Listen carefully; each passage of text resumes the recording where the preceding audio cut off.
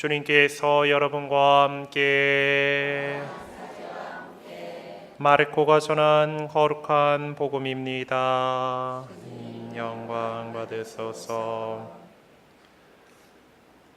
그때 부활이 없다고 주장하는 사두가이들이 예수님께 와서 물었다. 스승님, 모세는 어떤 사람의 형제가 자식 없이 아내만 두고 죽었으면 그 사람이 죽은 이의 아내를 맞아들여 형제의 후사를 일으켜 주어야 한다고 저희를 위하여 기록해 놓았습니다. 그런데 7 형제가 있었습니다. 마지가 아내를 맞아들였는데 후사를 남기지 못하고 죽었습니다. 그래서 둘째가 그 여자를 맞아들였지만 후사를 두지 못한 채 죽었고 셋째도 그러하였습니다. 이렇게 7이 모두 후사를 남기지 못하였습니다. 맨 마지막으로 그 부인도 죽었습니다. 그러면 그들이 다시 살아나는 부활 때에 그 여자는 그들 가운데 누구의 아내가 되겠습니까? 7이 다 그 여자를 아내로 맞아들였으니 말입니다. 예수님께서 그들에게 이르셨다. 너희가 성경도 모르고 하느님의 능력도 모르니까 그렇게 잘못 생각하는 것이 아니냐.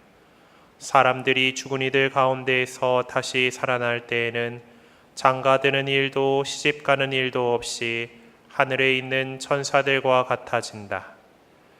그리고 죽은 이들이 되살아난다는 사실에 관해서는 모세의 책에 있는 떨기나무 대목에서 하느님께서 모세에게 어떻게 말씀하셨는지 읽어보지 않았느냐.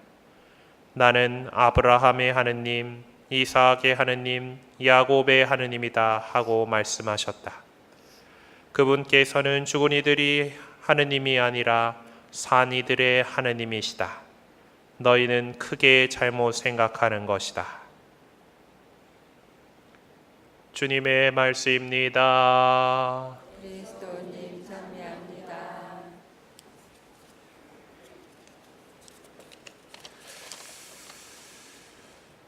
예수님 시대의 이스라엘 백성들 가운데 좀 명망 있고 부유하고 좀 백성의 지도자라 불릴 만한 그런 위치에 있는 사람들을 2가지 부류로 이렇게 나누어 볼 수가 있습니다.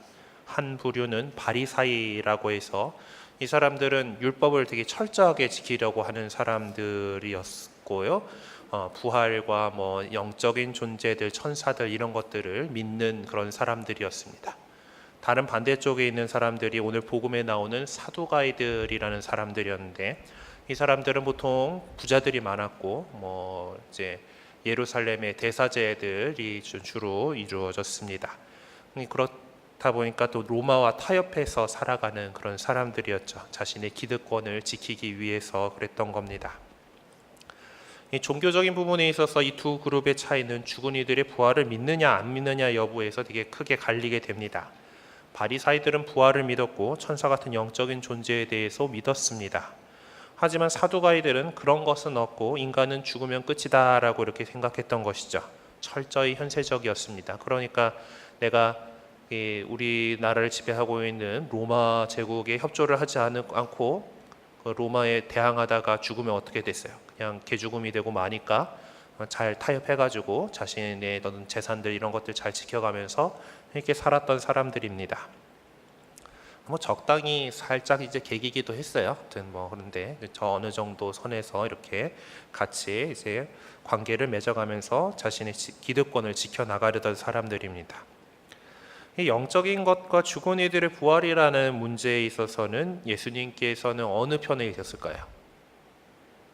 당연히 우리도 부활 믿고 천사 믿고 영적인 존재, 영혼 다 이런 거 믿잖아요. 그러니까 바리사이들과 같은 입장이었던 것이죠.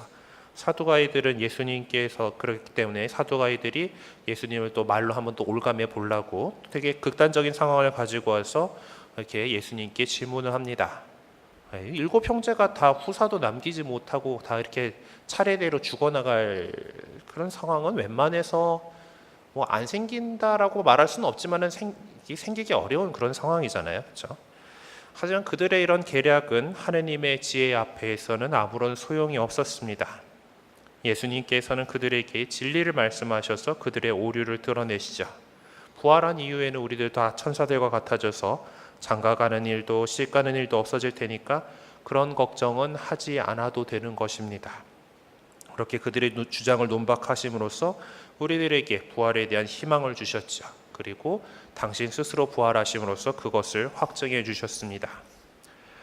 이 모세의 떨기나무 대목에 대해서도 이렇게 생각해 볼 수가 있어요. 이제 사실 모세에게 이 하느님께서 나는 아브라함의 하느님, 이삭의 하느님, 야곱의 하느님이다라고 말씀하셨을 때면은 이미 아브라함도 이 세상 사람이 아니고 이삭도 이 세상 사람이 아니고 야곱도 이 세상 사람이 아니죠.